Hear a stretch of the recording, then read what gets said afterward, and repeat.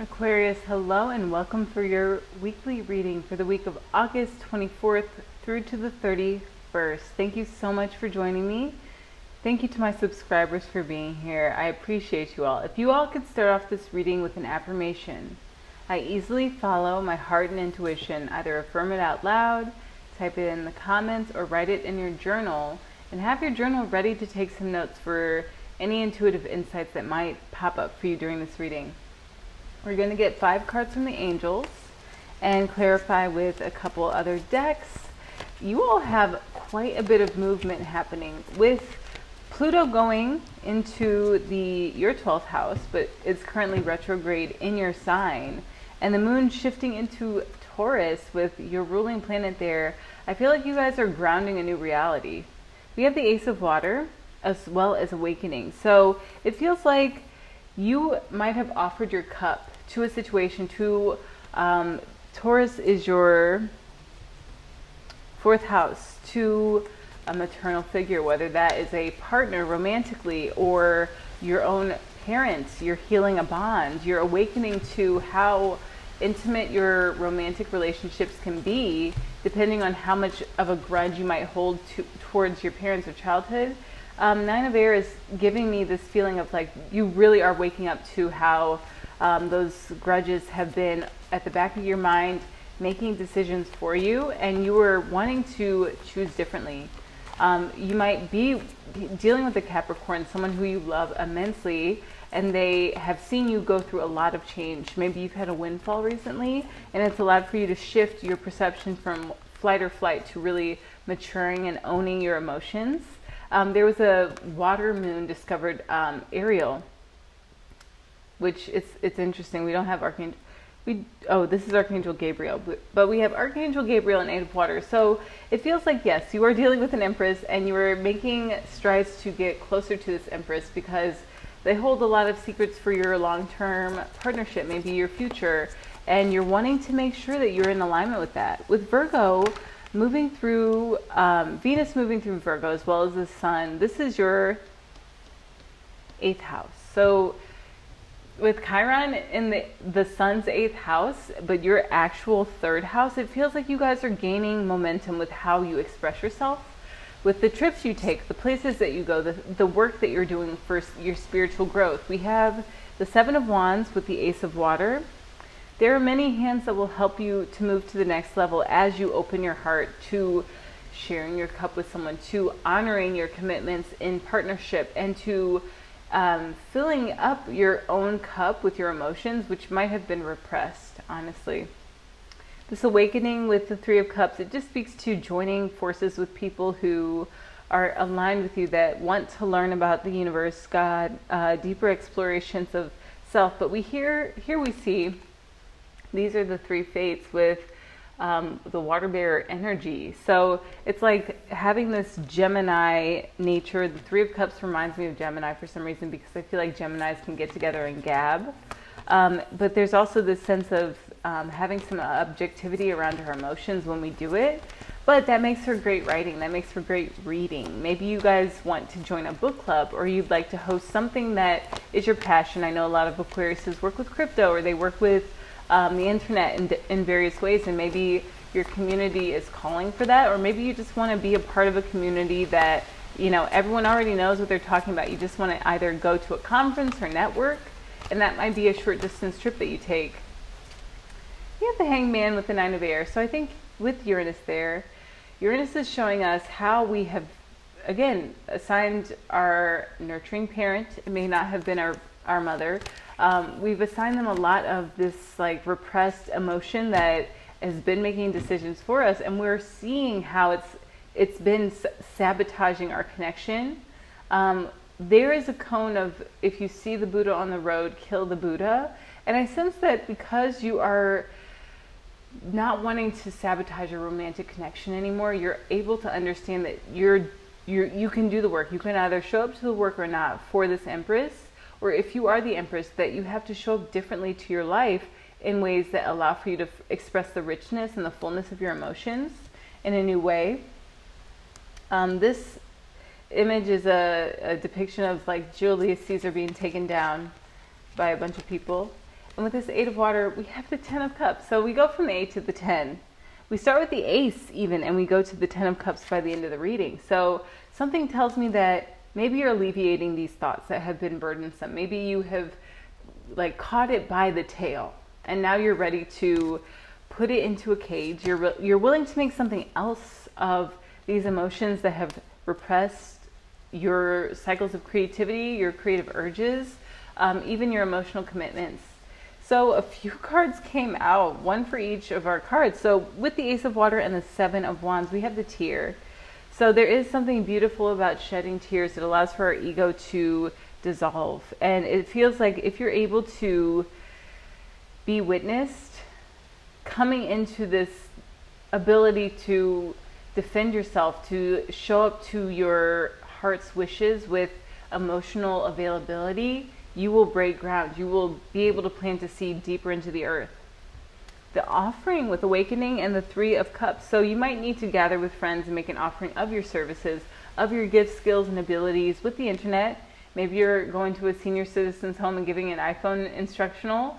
Maybe you are going to share give a presentation at a conference. Maybe you're going to DJ somewhere, and you need to make this offering because it's going to give you a perspective that allows for you to push through any perceived limitations. Be yourself. Don't be afraid to show as yourself and see who likes it. And for people who don't, just know that this is Earth School. We're supposed to be present and loving with those around us. We're supposed to take care of ourselves and to honor the cycles that we're in. With the 9 of Air and the Hanged Man, we have the Queen. With this full moon, there is going to be a full moon in Pisces during this Virgo season. I will have to see exactly when with my honeycomb calendar.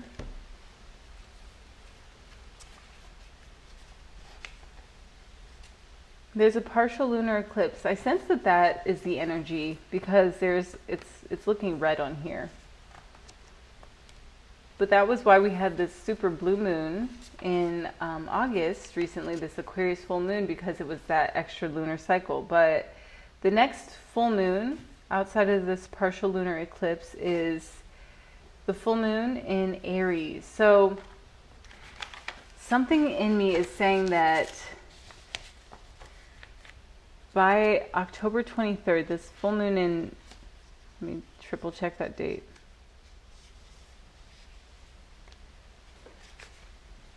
October 17th.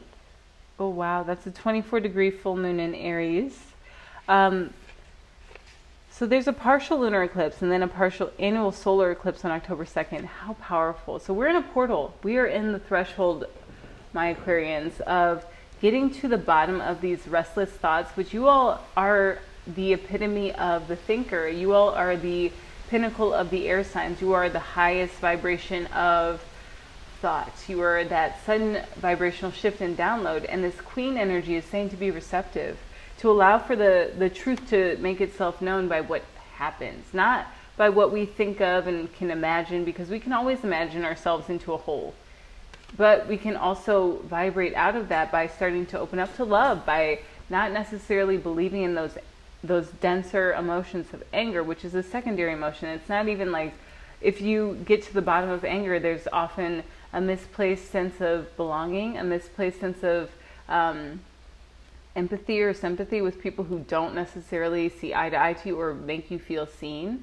So I want you all to transmute energy up through to October 17th, where we have this full moon release in Aries, which is the 8th house of Virgo, or your 3rd house, Aquarius, your house of ideas, of your talents, of passive income, of your siblings, of how you got your siblings' attention. If you're not an only child, and if you are an only child, think of your neighbors, because they count too. And we can also consider our neighbors, and maybe if there have been any skirmishes over boundaries, we'll come into how we can implement boundaries strategically rather than expecting the worst and feeling stuck in these situations.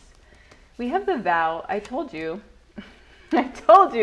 with the Empress and the 10 of Swords.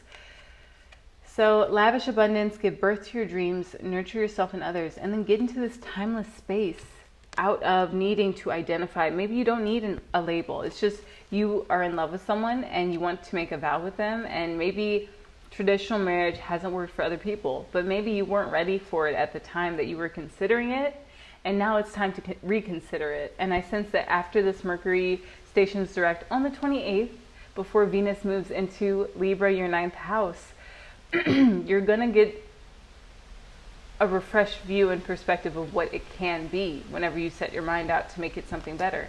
We have the Judge, which does represent Libra, but I want us to go away from this black and white thinking. How can we have black and white thinking with a rainbow?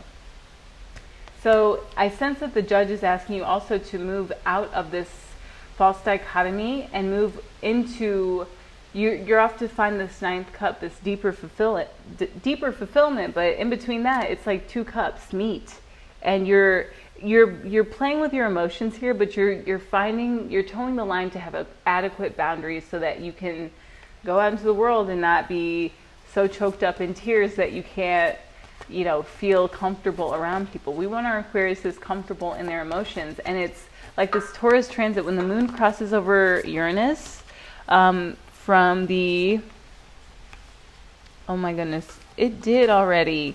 So from the 20th through to the 22nd, figure out what you did to comfort yourself, Aquarius. Go back, look through your photos, look through purchases, look through text conversations with your Empress, or if you are a feminine energy and maybe there's someone who you are coming into being this Empress with, how did you feel? How can you get away from the traditions that didn't serve you and move into traditions that do support you and uplift you and motivate you to maintain your vows and to make vows? And I want to get a goddess card. Goddess, which card does Aquarius need? Here we go. Lisa, which is lazy, which is revelation. And she has this electrical dragon, this flash of insight, which very much is giving me your 4th house energy. I sense that you're improving the way you feel about your home, about where you live, about your sense of community, because of the fact that you have the 3 of Cups. Maybe your neighbors are actually really great people that you're getting to feel comfortable in your neighborhood and not judged, even if you have, your pajamas on and you go for a walk. Maybe you're starting to emit a vibration that's more supportive of you being yourself, no matter where you go, no matter what you look like, just based on how you feel. So I want to read the alignment message for Lazy. Sometimes life throws you a curveball and it feels like you've been hit by lightning. Perhaps a romantic partner betrays you suddenly, an illness strikes someone close to you, a job you expected fell through, a new employee turns out to be a dud, or you get a huge tax bill. No matter what the subject, your task is to pivot and course correct according to the needs of the event. Even if you don't understand what's happening, don't second guess yourself. Some things are not meant to be predictable, and detours may be exactly what you need. Loss or bad news aren't the only options in this situation. You may have just been offered something you've always wanted, such as a proposal from a lover, a better job, or a chance to move. Your tendency might be to try and control the circumstances or worry you may not be prepared for the change. The goddess Lazy reminds you that the great goddess will never give you more than you can handle. Your alignment task is to surrender to what is in front of you. You can do this. All right, let's get one final card from the Work Your Light. I want to bring out this lightning. What does Aquarius need to know for this week to move their story forward and evolve their emotional threshold? Okay, we have no. Wait, postpone, pause, and say no. Boundaries are boundaries, and sometimes a no right now is just until we figure out the emotional support, that 9 of air, until it can become a 10 of air, where we can escape those worst case scenario thinkings or those pitfalls of broken offerings, broken cups, whenever we go out into the world and our cup doesn't support our emotional wherewithal.